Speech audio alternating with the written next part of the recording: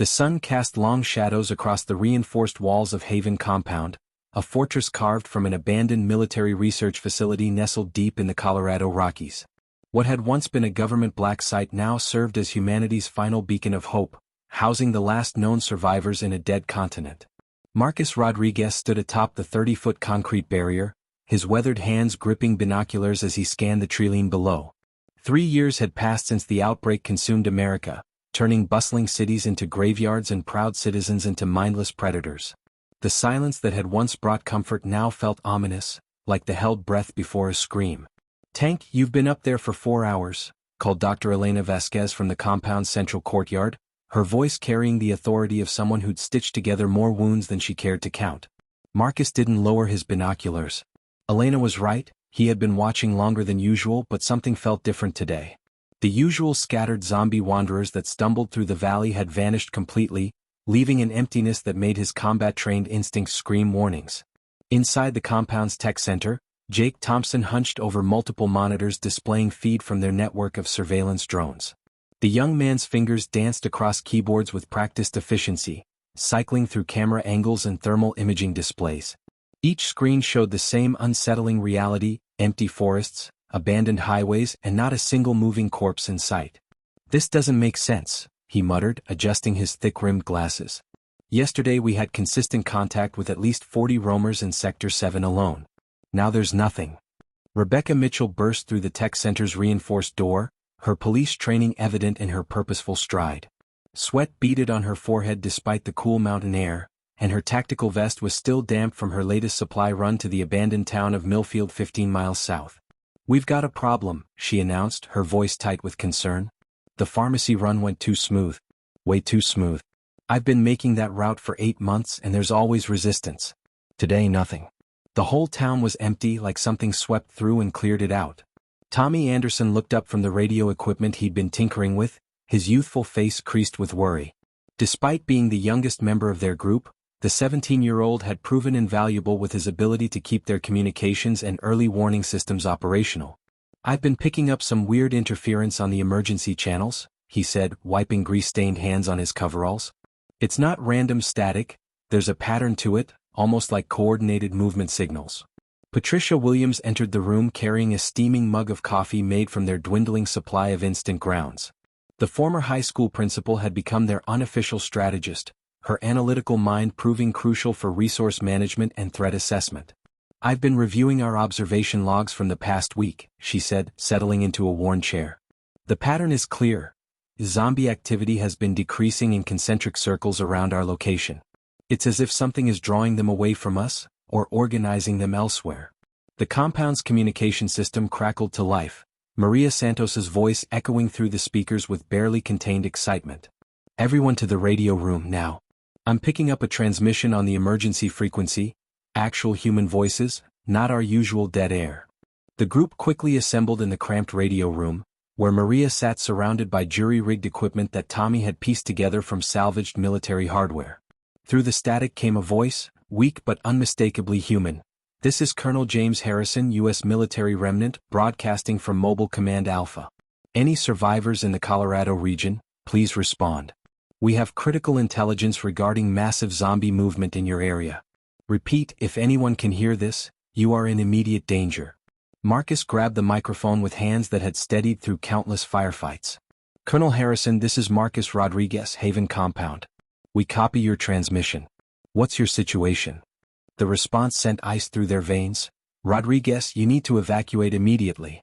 Satellite imagery shows a horde of unprecedented size moving toward your position.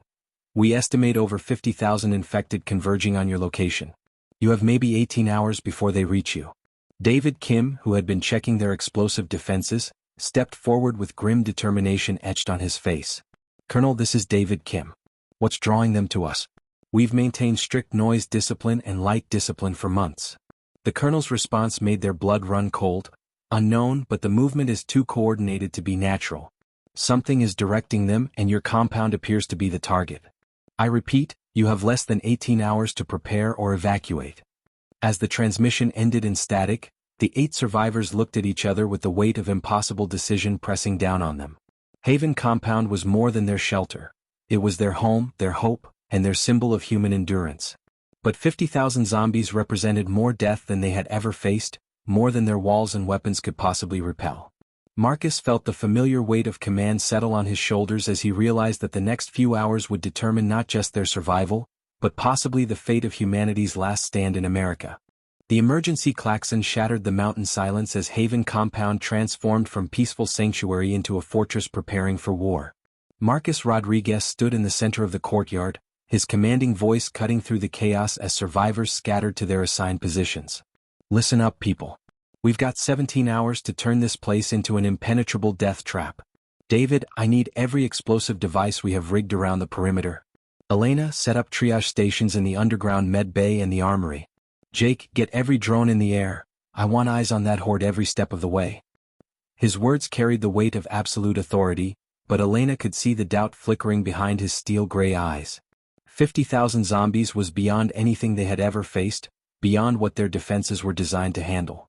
David Kim was already hauling cases of homemade explosives from the storage bunker, his firefighter's instincts driving him to work with methodical precision despite the time pressure. Tommy, I need you to help me wire the secondary charges along the access road, he called to the teenager, who was frantically adjusting radio frequencies to maintain contact with the outside world. The compound's defensive systems had been designed to handle scattered groups of wandering infected, not a coordinated army. David's hands worked quickly, connecting detonators to improvised mines crafted from fertilizer and scavenged materials. Each explosive represented weeks of careful preparation, and now they would all be expended in a single desperate battle. In the medical bay, Elena Vasquez inventoried their supplies with growing concern. 3 years of treating injuries and illnesses had depleted their pharmaceutical stores to dangerous levels.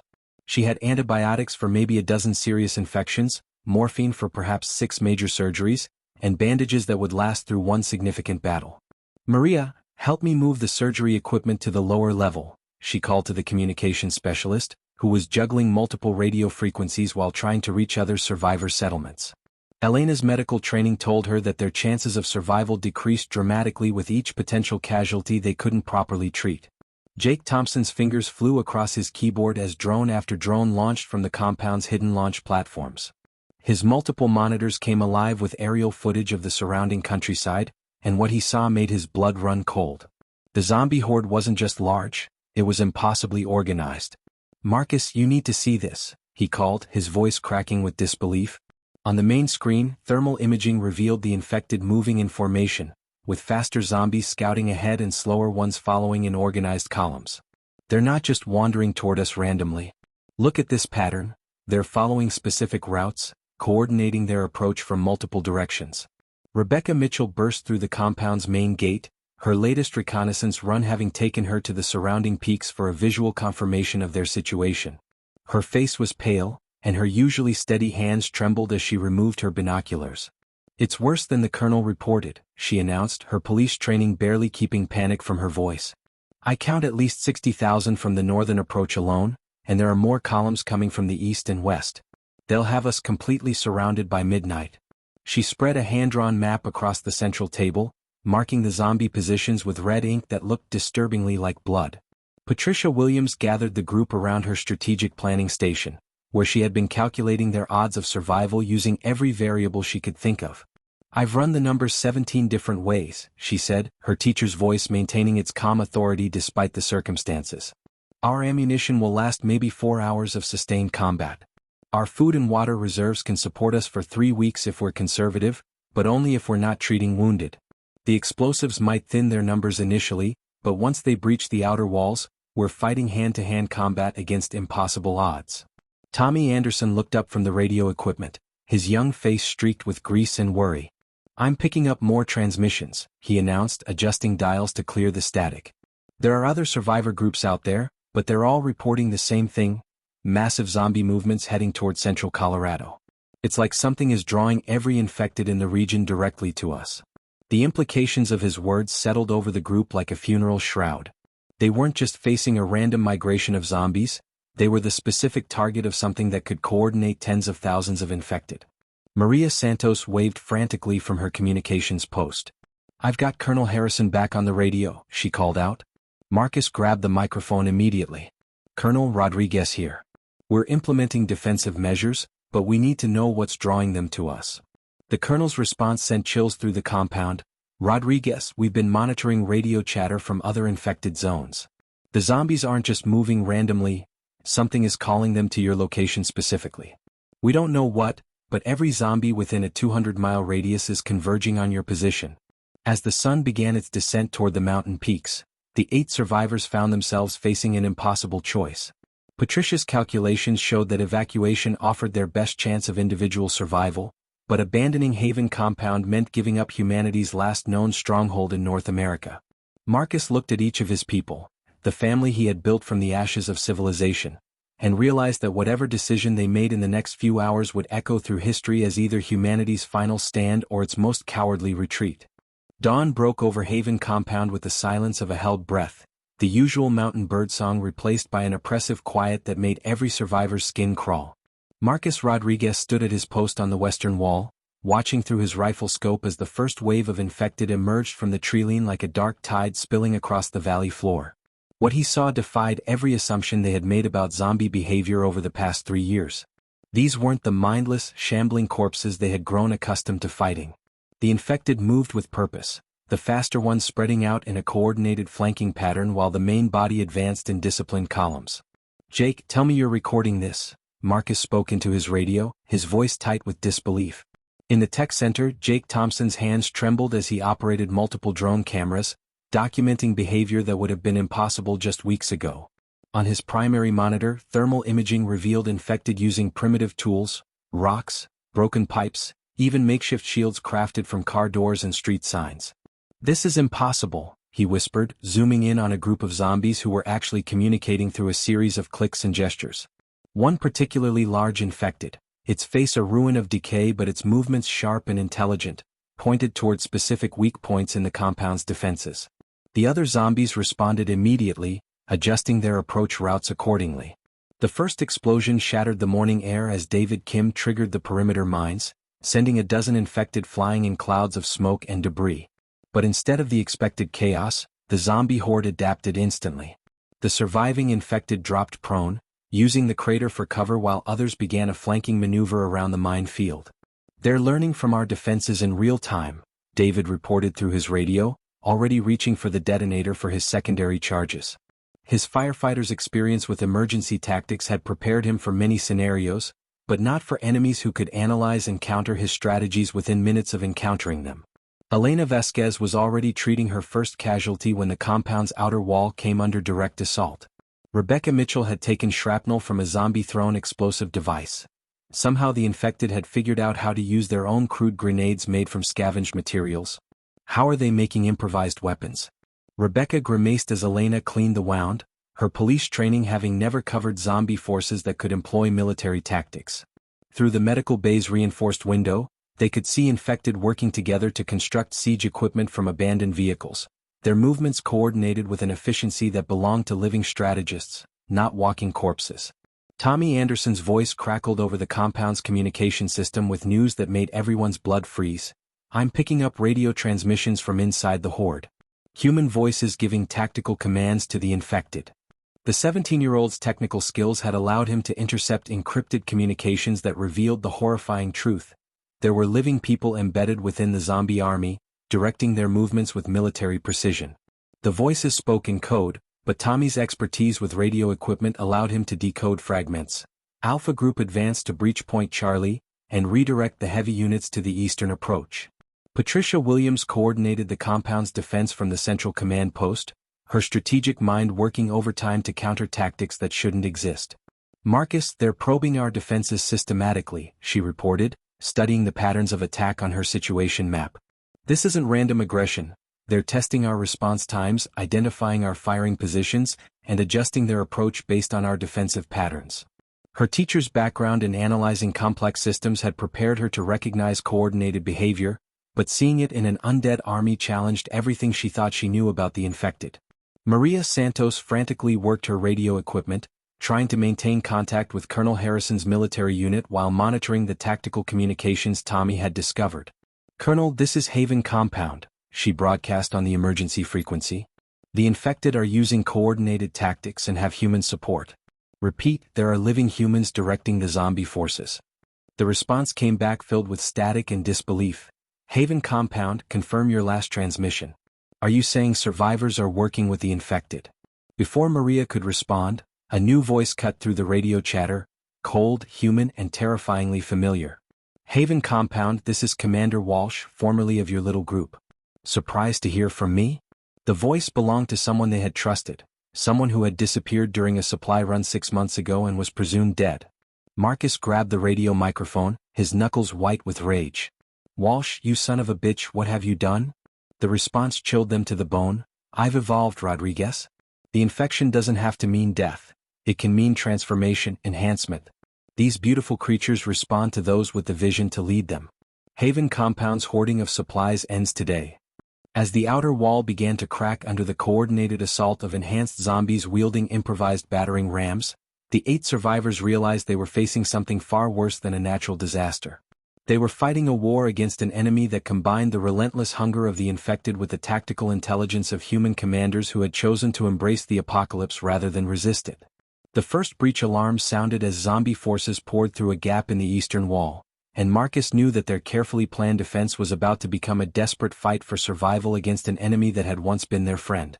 The compound's emergency lights bathed everything in hellish red as infected poured through the breached eastern wall like a plague of locusts. Marcus Rodriguez emptied his rifle magazine into the advancing horde, but for every zombie that fell, 2 more took its place. Fall back to secondary positions, he shouted over the chaos, but his words were nearly drowned out by an explosion that rocked the compound's foundation. David Kim's carefully placed charges were being turned against them. Someone with intimate knowledge of their defenses was directing the zombie forces to exploit every weakness with surgical precision. The impossible was happening. They were losing ground to an enemy that should have been mindless and chaotic. Elena Vasquez dragged a wounded Tommy Anderson toward the medical bay as infected swarmed through the courtyard. The teenager had taken a nasty fall while trying to maintain their communication equipment, and blood streamed from a gash on his forehead that would need immediate stitches. "Doc, the radio array is compromised," Tommy gasped, clutching a portable receiver to his chest. "But I managed to record some of those tactical transmissions before the tower went down. There's something you need to hear." Through the static-filled speaker came a voice that made Elena's hands freeze in the middle of cleaning Tommy's wound. It was Dr. Richard Brennan, the military researcher who had joined their group 8 months ago after claiming his laboratory had been overrun. "Excellent work, my enhanced friends," Brennan's voice crackled through the damaged radio. "The medical facility is located in the northwestern section of the compound. Priority target: Dr. Elena Vasquez and any research materials she may have developed. She's been closer to understanding our evolution than she realizes." Elena's mind raced as the horrible truth crystallized. Brennan hadn't joined them as a refugee. He had been planted as a spy, gathering intelligence about their defenses and capabilities while pretending to help with their medical needs. Every injury he had helped treat, every conversation about their resources, every detail about their security protocols had been transmitted to the enemy. Jake Thompson's remaining drones captured footage of the betrayal in devastating detail. Through his cracked monitor, he watched Dr. Brennan emerge from the chaos of battle, walking calmly among the infected without fear. The zombies parted around him like he was their shepherd, responding to subtle hand gestures and vocal commands that Jake had mistaken for meaningless sounds. "He's not just working with them," Jake whispered in horror, adjusting his cameras for a closer view. "He's been infected himself, but somehow he's retained his intelligence. They're not just zombies anymore, they're evolving." Rebecca Mitchell and Patricia Williams fought a desperate rearguard action as they retreated toward the compound's inner sanctum, their ammunition running dangerously low. "Pat, how could we have missed this?" Rebecca shouted, firing her last shotgun shell into a zombie that had once been a local farmer. "Brennan knew our shift rotations, our supply locations, even our emergency protocols." Patricia's strategic mind was already working through the implications as she reloaded her pistol with shaking hands. "He's been sabotaging us from within for months. Every failed supply run, every equipment malfunction, every time our defenses seemed inadequate, it was him preparing us for this moment." In the communications room, Maria Santos worked frantically to destroy sensitive information before the infected could reach their intelligence files. Her hands flew across computer keyboards, wiping hard drives and burning physical documents that contained details about other survivor settlements. "If Brennan's been feeding them information about us, he might know about the other groups too," she realized with growing horror. Through her headphones, she could hear radio chatter from survivor communities across the region, all reporting simultaneous attacks by organized zombie forces. The assault on Haven compound wasn't an isolated incident. It was part of a coordinated strike designed to eliminate every remaining pocket of human resistance. David Kim triggered his final set of explosives, collapsing part of the compound's main structure to create a barrier between the survivors and the advancing infected. The blast bought them precious minutes, but it also sealed off their primary escape routes. "We're trapped," he announced through his radio, watching zombie forces surround their remaining stronghold. "The tunnel systems are compromised and the main exits are overrun. Brennan knows every inch of this place." As if summoned by his words, the traitorous doctor appeared at the edge of the rubble, his once kind face now bearing the pale, mottled skin of the infected, though his eyes retained a terrible intelligence. "My dear friends," Brennan called out, his voice carrying clearly across the devastated courtyard, "you cannot comprehend the gift that awaits you. The infection is not a curse, it is evolution. Enhanced strength, coordinated intelligence, freedom from the weaknesses of purely human consciousness." Behind him, infected that had retained enough cognitive function to use weapons advanced with military precision, their movements coordinated by some unseen communication method that transcended normal zombie behavior. "Dr. Vasquez, your research into the infection's neurological effects has been most illuminating. You're so close to understanding what we've become." Elena realized with dawning horror that her medical research had been compromised from the beginning. Every sample she had studied, every hypothesis she had developed about the infection's progression, had been transmitted to an enemy that was using her own work to enhance their evolution. The 8 survivors huddled in their shrinking safe zone, surrounded by enemies who knew their every weakness and former allies who had chosen transformation over humanity. The compound that had been their sanctuary was now their prison, and the very research that was supposed to save humanity had been turned into a weapon against their survival. As infected forces closed in from all directions, Marcus made the hardest decision of his military career. They would have to abandon the surface entirely and retreat to the underground levels, even though doing so meant accepting that Haven compound, humanity's last fortress, had fallen to an enemy that was no longer content to simply devour the living, but sought to convert them into something far more terrifying. The steel blast door sealed behind them with a finality that echoed through the underground corridors like a death knell, cutting off the sounds of destruction from above but trapping the 8 survivors in the bowels of what had once been a classified military research facility. Marcus Rodriguez led the group deeper into the subterranean maze, his flashlight beam dancing across concrete walls that bore the scars of hasty evacuation from 3 years ago. Emergency lighting flickered sporadically, casting eerie shadows that made every corner a potential hiding spot for enemies who might have already infiltrated their final sanctuary. The air tasted of metal and fear, thick with the knowledge that they had nowhere left to run. Elena Vasquez stumbled as they descended, her medical bag weighing heavily on her shoulder as she struggled to process the magnitude of Brennan's betrayal. Every patient she had treated, every research sample she had analyzed, every breakthrough she thought might lead to a cure had been systematically reported to an enemy that was using her own work to enhance their evolution. "Marcus, we need to find the original laboratory," she said, her voice barely above a whisper. "If this facility was conducting research before the outbreak, there might be information about the infection's origins that Brennan doesn't know about. Something we can use against them." Jake Thompson's portable computer equipment hummed to life as they reached what appeared to be a central junction in the underground complex. His fingers flew across keyboards, hacking into systems that had been dormant since the facility's abandonment. "I'm accessing the building's original schematics," he announced, his technical expertise finally giving them an advantage their enemies couldn't predict. On his screen, a 3-dimensional map revealed the facility's true purpose. Project Lazarus, a bioweapons research program designed to create enhanced soldiers who could survive and operate in contaminated environments. "Oh God," Jake whispered, reading classified files that painted a horrifying picture. The zombie infection wasn't an accident. It was a weapons test that got out of control.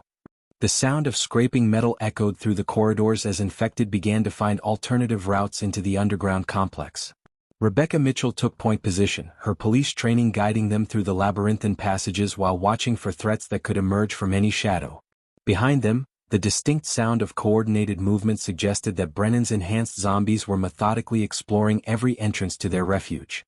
"They're hunting us," she reported grimly, checking her remaining ammunition with the practiced efficiency of someone who knew every bullet might mean the difference between life and death. "And they're not giving up." Tommy Anderson worked frantically to restore power to critical systems, his youthful energy driven by the terrible knowledge that his radio intercepts had revealed. "I've been analyzing those tactical communications," he said, connecting cables to backup power supplies with hands that barely trembled despite their desperate situation. "The enhanced infected aren't just working together randomly. They're part of a network, sharing information instantly across vast distances. When one group learns something, they all know it immediately." The implications of his discovery sent chills through the group as they realized they were fighting an enemy with collective intelligence that spanned continents. Patricia Williams discovered a cache of research documents in what had been the facility's main laboratory, her educational background helping her decipher scientific reports that revealed the true scope of humanity's peril. "Project Lazarus was designed to create perfect soldiers," she explained, spreading classified papers across a dust-covered table. "Enhanced strength, coordinated intelligence, and most importantly, the ability to convert enemy forces instead of simply killing them. The infection was meant to turn entire armies into loyal troops." Her voice cracked as she read further. "But the researchers lost control during the initial tests. The enhanced subjects began converting the research staff, and the infection spread before they could implement the control protocols." Maria Santos established communication with the facility's emergency broadcast system, her expertise allowing her to access transmitters that Brennan might not know existed. Through crackling speakers, she picked up fragmented transmissions from survivor groups worldwide, all reporting the same terrifying pattern: coordinated attacks by enhanced infected who displayed tactical intelligence and conversion capabilities far beyond anything previously encountered. "It's global," she announced with growing horror. "The enhanced infected aren't just attacking random targets. They're systematically eliminating every remaining center of human resistance simultaneously." David Kim found the facility's demolition systems, designed to contain bioweapons research in case of emergency. His firefighter's knowledge of explosives told him that the underground complex could be completely sealed and sterilized, but doing so would require someone to manually activate the system from inside the blast zone. "I can rig it to give us maybe 10 minutes to reach the emergency shelter," he said, studying the ancient detonation controls. But the shelter was designed for a research staff of 12, not long-term survival. "We'd have food and water for maybe 2 weeks. The mathematics of survival painted a grim picture. They could destroy the facility and everything in it, but they might only be delaying their own deaths." Elena made a discovery that changed everything as she accessed the lead researcher's private files. Dr. Amanda Foster, the original head of Project Lazarus, had anticipated the possibility of losing control and had developed a kill switch, a genetic sequence that could be broadcast on specific frequencies to disrupt the enhanced infected's coordination network. "She called it the reset protocol," Elena explained, her hands shaking as she read the classified documents. "It's designed to sever the connections between enhanced infected, reverting them to basic zombie behavior. But implementing it requires accessing the facility's main computer core, which is currently occupied by our enemies." As infected sounds grew closer in the tunnels around them, the survivors realized they faced an impossible choice: attempt a suicidal mission to activate humanity's last hope, or remain hidden and watch civilization fall to an enemy that had turned their own scientific achievements into weapons of conversion and control.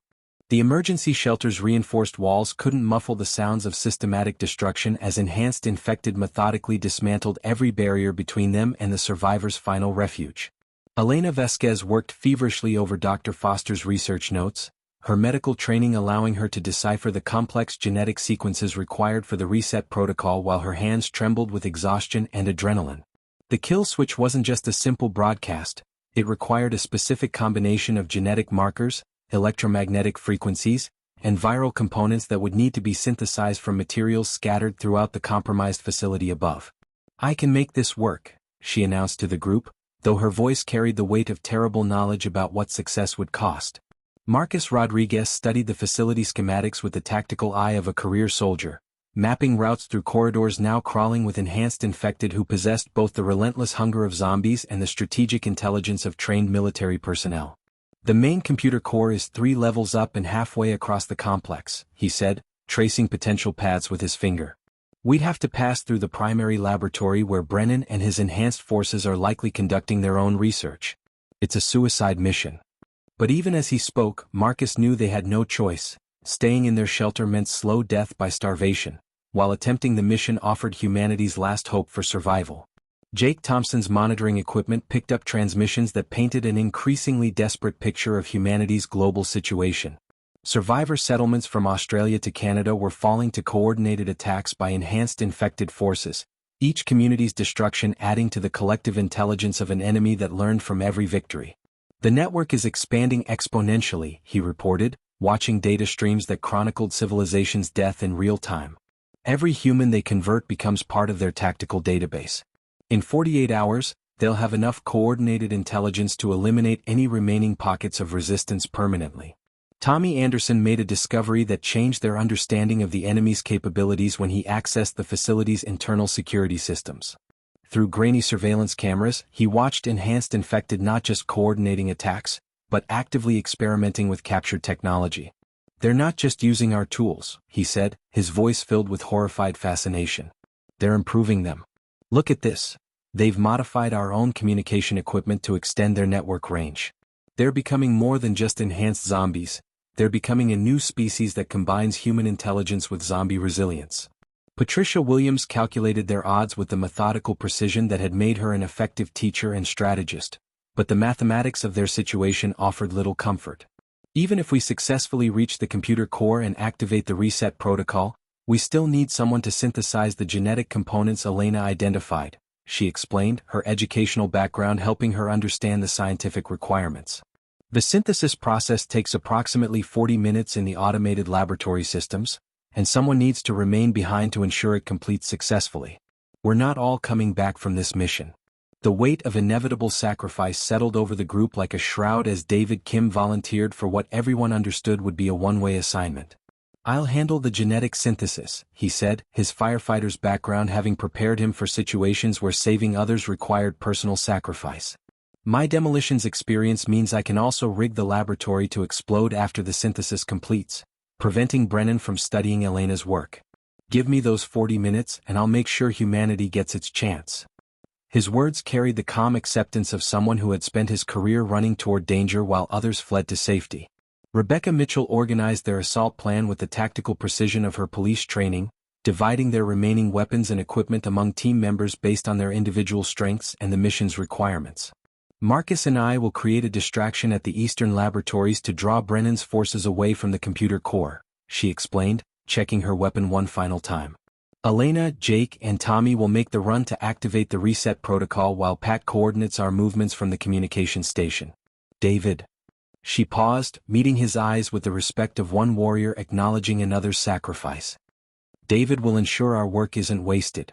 Maria Santos intercepted a transmission that revealed the true scope of their enemy's evolution when she accessed Brennan's communication network using frequency patterns Tommy had identified.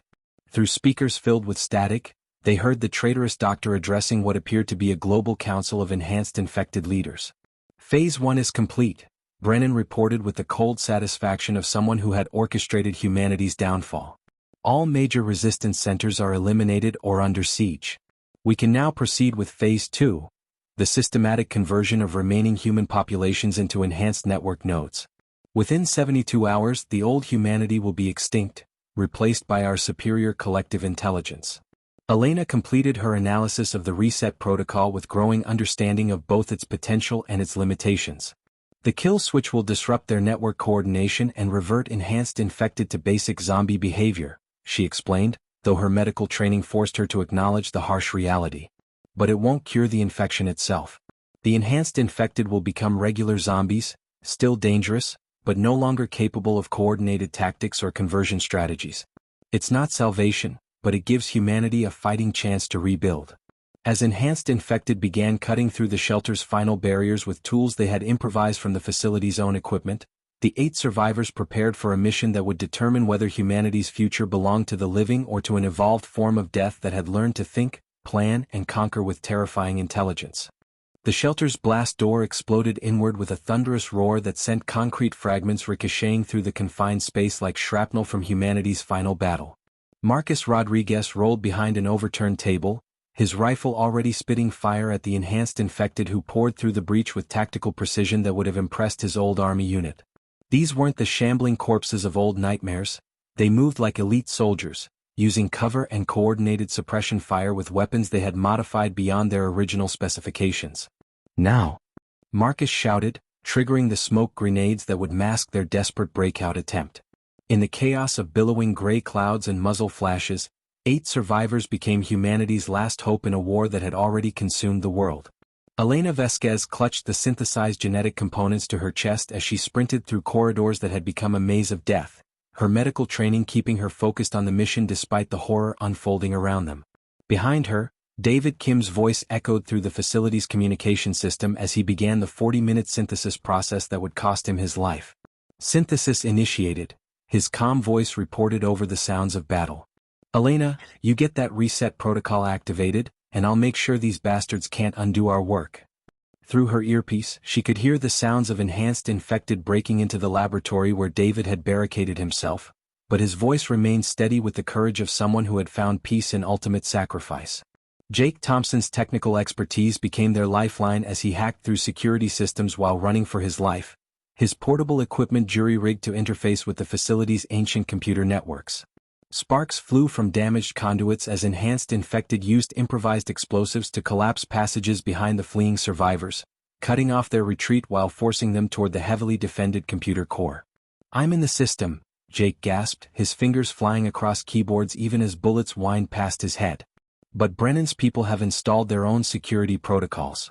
I need 12 minutes to break through their encryption, and we've got maybe 6 before they overrun our position." Rebecca Mitchell and Marcus fought a running battle through laboratories filled with the remnants of humanity's greatest scientific achievements, now twisted into monuments to their hubris. Enhanced infected wielded weapons that combined human engineering with zombie adaptability, firearms that never seemed to run out of ammunition, explosives that detonated with surgical precision, and communication devices that allowed them to coordinate attacks with inhuman efficiency.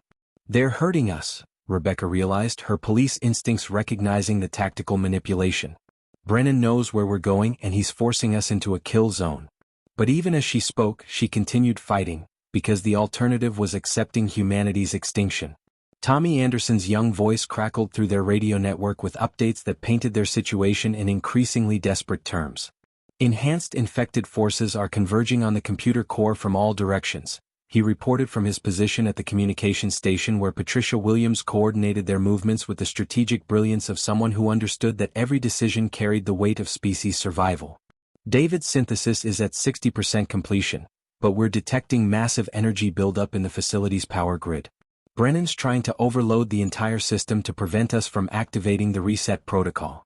The computer core chamber erupted into a battlefield that would determine humanity's fate as survivors faced off against enhanced infected led by Dr. Brennan himself, whose transformation into something beyond human or zombie represented evolution's darkest possibility. "Dr. Vasquez," Brennan called out, his voice carrying the terrible intelligence of someone who had embraced monstrosity as advancement. "Your reset protocol is based on flawed assumptions about our nature. We are not corrupted humans. We are humanity's replacement, and your primitive kill switch cannot undo 3 years of evolutionary perfection." Behind him, enhanced infected moved with the coordinated precision of a hive mind that had learned to think strategically while retaining the relentless hunger that made them unstoppable. Elena reached the main computer terminal as bullets shattered screens around her, her medical training allowing her to understand the genetic sequences scrolling across damaged displays while her hands shook with exhaustion and terror. "Jake, I need those security protocols down now," she shouted, inserting the genetic components David had synthesized at the cost of his life. Through the facility's communication system, David's voice provided a running commentary on his final moments. "Synthesis at 90% completion. They're through the laboratory doors, but the process is locked in. Whatever happens to me, humanity gets its chance." His words carried the calm acceptance of a hero who had found his purpose in the darkest possible circumstances.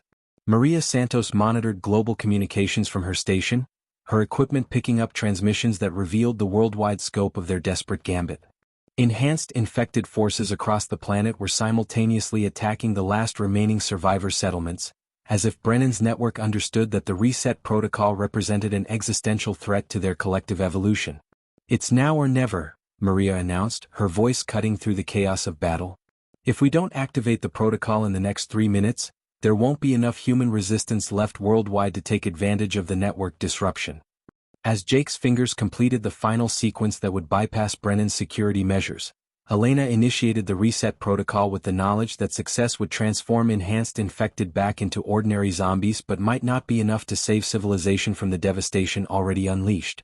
The computer screens filled with cascading genetic code as the kill switch propagated through the enhanced infected network, and for a moment that seemed to stretch across eternity, the fate of two species, one evolved from death, the other clinging to life, hung in the balance of a signal that would either restore humanity's fighting chance or confirm their extinction as Brennan's superior evolution claimed dominion over a dead world.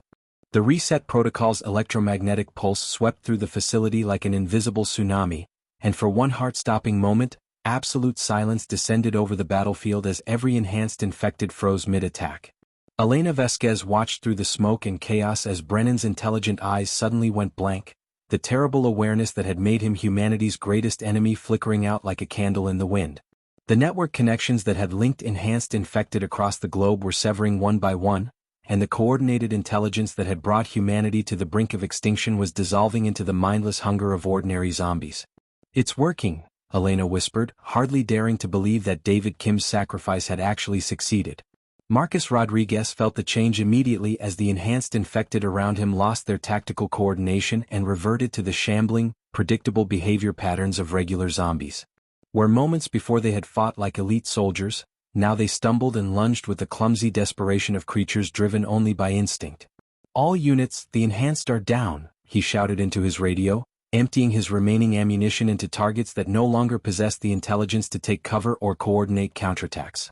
For the first time in 3 years, the infected were behaving exactly as humanity expected them to: dangerous but manageable, deadly but defeatable. Jake Thompson's monitoring equipment came alive with transmissions from survivor settlements across the globe, their voices crackling through speakers with the electric excitement of impossible hopes suddenly realized. "This is Darwin Base in Australia. The enhanced infected just went feral. Canadian Mountain Station reporting, coordinated attacks have ceased. Repeat, coordinated attacks have ceased. European Resistance Network confirming, enhanced behavior has reverted to standard zombie patterns." Each transmission represented communities that had expected to die in the next few hours, now granted an unexpected reprieve by the courage of 8 survivors in an underground facility half a world away.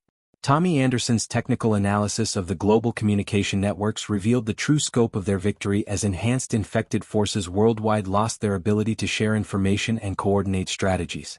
"The network is completely fragmented," he reported, his youthful voice filled with wonder at the magnitude of what they had accomplished. "Enhanced infected are reverting to isolated groups of regular zombies. They still remember some of their tactical training, but they can't coordinate beyond individual unit level. We've broken their collective intelligence permanently." His words carried the promise that humanity would never again face an enemy capable of global strategic coordination. Rebecca Mitchell led the sweep through the facility's upper levels, where former enhanced infected now wandered aimlessly through corridors they had once navigated with military precision. Her police training told her that these reverted zombies were still dangerous, but they were a known quantity, threats that could be predicted, avoided, and eliminated using conventional tactics. "The compound is secure," she announced, though her voice carried the weight of victory purchased with blood and sacrifice. Haven Compound could be reclaimed, but the cost had been measured in the lives of heroes who would never see the dawn they had died to create. Patricia Williams coordinated the complex task of establishing contact with survivor settlements that had believed themselves to be the last humans alive, her strategic mind already working on the monumental challenge of rebuilding civilization from scattered remnants. "We're receiving confirmation from 47 different communities," she reported, spreading communication logs across the computer terminal where Elena had activated humanity's salvation. "The enhanced infected threat is neutralized, but we're looking at a world with millions of regular zombies and infrastructure that's been systematically destroyed. It's going to take generations to rebuild what we've lost." Maria Santos monitored the global situation as reports poured in from every continent, painting a picture of humanity's survival that was both triumphant and sobering.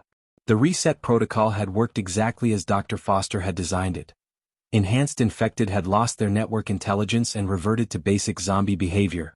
But 3 years of coordinated destruction had left the world in ruins. Cities lay empty, governments had collapsed, and the survivors who emerged from their hiding places faced the daunting task of rebuilding civilization while surrounded by millions of mindless infected. "We've won the war," Maria announced, "but we're inheriting a broken world." Elena stood in the facility's main laboratory, where David Kim's final sacrifice had ensured the genetic synthesis that made their victory possible. His body lay among the wreckage, surrounded by the enhanced infected he had held off until the last moment, a hero whose courage had literally saved the human species. "David, we did it," she whispered, placing her hand on the laboratory door that would serve as his monument.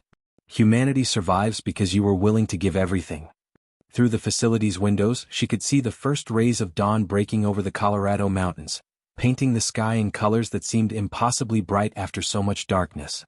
6 months later, Haven Compound had become a thriving settlement of 300 survivors, a beacon of hope in a world slowly clawing its way back from the brink of extinction. Marcus Rodriguez stood once again on the compound's walls, but now he watched work crews expanding their defenses and supply convoys arriving from allied communities. The zombies were still out there, millions of them, but they were no longer an existential threat to humanity's survival. They were simply another obstacle to overcome, like harsh weather or difficult terrain, dangerous but manageable with proper preparation and courage. Elena's research had led to improved zombie detection systems, Jake's technical expertise connected survivor communities across vast distances, and every day brought new refugees who had heard that Haven Compound offered safety and hope. The world would never return to what it had been before the outbreak, but from the ashes of the old civilization, something new and perhaps stronger was beginning to grow. Humanity had faced extinction and survived, and in the process had learned that their greatest strength was not their technology or their weapons, but their willingness to sacrifice everything for each other and for the future of their species.